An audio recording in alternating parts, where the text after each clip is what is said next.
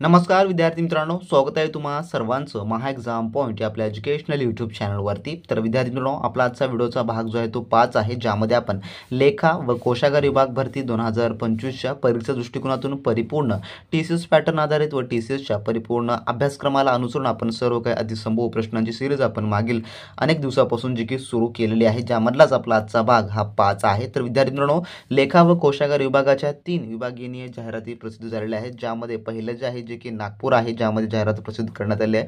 त्यानंतर आहे पुणे व त्यानंतर आहे छत्रपती संभाजीनगरची देखील जाहिरात प्रसिद्ध करण्यात आलेली आहे। आणि जे उर्वरित विभाग आहेत त्यांचे देखील सरळ सेवा भरती जाहिराती लवकरच जे की प्रसिद्ध करण्यात येणार आहे। त्यामुळे तुम्ही तयारीला आता कमी न पडता तुम्ही तुमचा अभ्यासक्रम परिपूर्ण करून ठेवा, कारण का यामध्ये चांगल्या प्रकारची जागा आहेत व त्यामध्ये तुम्हाला चांगलं वेतन देखील या ठिकाणी मिळणार आहे। ज्यांना कोणाला क्रॅक करायचं आहे त्यांनी रेग्युलरली अभ्यासाला लागा, कारण का कमी वेळामध्ये परीक्षा या लवकरात लवकर घेतल्या जातात, त्यामुळे वेळ न कमी पडू नये आपल्यासाठी व आपला अभ्यासक्रम देखील अपूर्ण राहू नये यासाठी तुम्ही तयारीला जोमाने लागा। आणि आपले देखील व्हिडिओ आता इथून रेग्युलरली येणारे असतील, ज्यामध्ये आपण प्रत्येक विषयाने प्रत्येक टॉपिकला आपण कव्हर करणार आहोत, जे तुम्हाला परीक्षा दृष्टिकोनातून महत्त्वपूर्ण असणारे असतील। तर आपण पाहू आपल्या आजच्या या भाग 5 मधील काही महत्त्वपूर्ण प्रश्न। तर यामधला आपला प्रश्न क्रमांक 1 असा आहे, जो की प्रश्न पहिला, लोकमान्य टिळकांनी सुरू केलेल्या मराठा हे वर्तमानपत्र कोणत्या भाषेमध्ये होते? जे की मराठा हे वर्तमानपत्र, तर यात जे उत्तर आहे ते आहे ऑप्शन नंबर अ, जे की इंग्रजी। तर मराठा हे जे वर्तमानपत्र होतं जे की इंग्रजी या भाषेमध्ये होतं, आणि जे लोकमान्य टिळकांनी दुसरे एक वर्तमानपत्र सुरू केलं होतं जे की केसरी, तर केसरी हे जे वर्तमानपत्र होतं जे की मराठी भाषेमध्ये हे वर्तमानपत्र होतं। तर हे दोन्ही तुम्ही लक्षात ठेवून घ्या। आणि कधी जर सुरू केला असा प्रश्न आला तर हे जे आहे जे थोडक्यामध्ये जानेवारी 1881 साली, जानेवारी 1881 साली जे आहे त्यांनी सुरू केलेलं आहे। तर हे दोन्ही इम्पॉर्टंट आहे, तुम्ही लक्षात ठेवून घ्या। त्यानंतरचा प्रश्न आपला 2 असा आहे पुढचा, फ्रंटियर गांधी म्हणून कोणाला ओळखतात? फ्रंटियर गांधी म्हणून, तर याचं जे उत्तर आहे ते आहे ऑप्शन नंबर थोडक्यामध्ये अ, जे की खान अब्दुल गफार खान यांना जे आहे फ्रंटियर गांधी म्हणून थोडक्यात ओळखलं जातं। ऑप्शन नंबर अ ह्या ठिकाणी याचं उत्तर होणार असेल। त्यानंतर आपला प्रश्न क्रमांक 3 असा आहे, आझाद हिंद सेनेने अंदमान आणि निकोबार बेटे जिंकून त्यास काय नावे दिली? तर यात जे उत्तर आहे ते आहे ऑप्शन नंबर क, जे की शहीद आणि स्वराज्य असे जे आहे थोडक्यात नावे दिली। त्यानंतरचा आपला पुढील 4था प्रश्न असा आहे, बंगालची फाळणी कोणी केली? तर बंगालची फाळणी कालपैकी कोणी केलेलं आहे? तर याचं उत्तर जे आहे ते आहे ऑप्शन नंबर अ, जे की लॉर्ड कर्झन। तर लॉर्ड कर्झन यांनी जे आहे थोडक्यामध्ये 1905 साली जे आहे जे की बंगालची फाळणी केलेली आहे। ऑप्शन नंबर अ या ठिकाणी याचं उत्तर होणार असेल। त्यानंतरचा आपला प्रश्न 5वा, होम रूल लीगची स्थापना कोठे केली? तर कोण्या ठिकाणी झाली होम रूल लीगची स्थापना? तर याचं उत्तर जे आहे ते आहे ऑप्शन नंबर थोडक्यामध्ये ब, जे की अड्यार या ठिकाणी जे आहे थोडक्यात झालेले आहे। तर हे जे अड्यार ठिकाण आहे ते मद्रास या राज्यामध्ये आहे। तर मद्रासमधील अड्यार या ठिकाणी होम रूल लीगची थोडक्यात स्थापना झालेली आहे। ऑप्शन नंबर ब या ठिकाणी याचं उत्तर होणार असेल। त्यानंतरचा आपला पुढील प्रश्न, जो की प्रश्न 6वा असा आहे, सत्यशोधक समाजाची स्थापना कोणी केली? तर यात जे उत्तर आहे ते आहे ऑप्शन नंबर थोडक्यामध्ये ब, जे की महात्मा फुले। महात्मा फुले यांनी जे आहे सत्यशोधक समाजाची स्थापना केलेली आहे। तर कधी केली असा थोडक्यात प्रश्न आलास तर याचं उत्तर आहे जे की 24 सप्टेंबर 1873 साली जे आहे थोडक्यामध्ये सत्यशोधक समाजाची स्थापना महात्मा फुले यांनी केलेली आहे। त्यानंतरचा आपला पुढील प्रश्न, जो की प्रश्न 7वा असा होणार असेल की दाल सरोवर कोणत्या राज्यात आहे?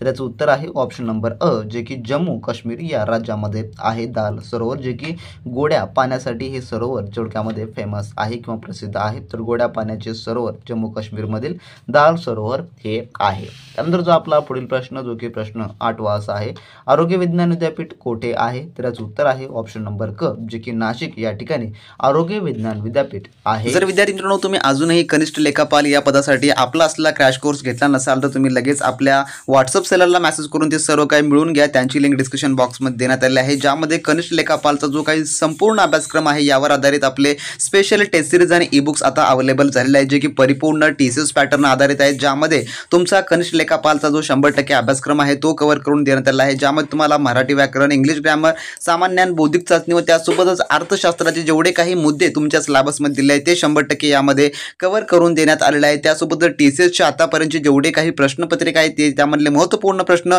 जे की परीक्षेत रिपीट येऊ शकतात हे देखील आपण यामध्ये कव्हर करून दिलेलं आहे। त्यासोबतच कनिष्ठ लेखापालचे जे प्रिव्हियस इयर क्वेश्चन पेपर आहे ते देखील आपण त्यामध्ये इन्क्लूड करून दिलेला आहे, जेणेकरून तुमचा अभ्यास हा योग्यतेरीत्याने व्हायला पाहिजे। ज्यांना कोणाला ही एक्झाम 100% आत्मविश्वासाने क्रॅक करायची आहे त्यांनी फक्त आपलं स्टडी मटेरियल रेफर करा, ज्याची प्राइस 350 ठेवण्यात आलेली आहे, जे की व्हॉट्सअप सेलरला मेसेज केल्यानंतर लगेच तुम्हाला 5 मिनिटांमध्ये तुमच्याकडे ते उपलब्ध होऊन जाणार असेल आणि 100% अभ्यासाची तयारी तुमची एकाच ठिकाणी होऊन जाणार असेल, ज्यामुळे तुम्हाला मार्केटमधलं कोणतेही महागडे बुक्स घेण्याची गरज नाही किंवा तुम्हाला कोणतीही कोचिंग लावण्याची अजिबात गरज पडणारी नसेल। ज्या विद्यार्थी मित्रांना ही परीक्षा क्रॅक करायची आहे त्यांनी आपलं नक्की स्टडी मटेरियल रेफर करा, त्यांची लिंक डिस्क्रिप्शन बॉक्समध्ये देण्यात आलेली आहे।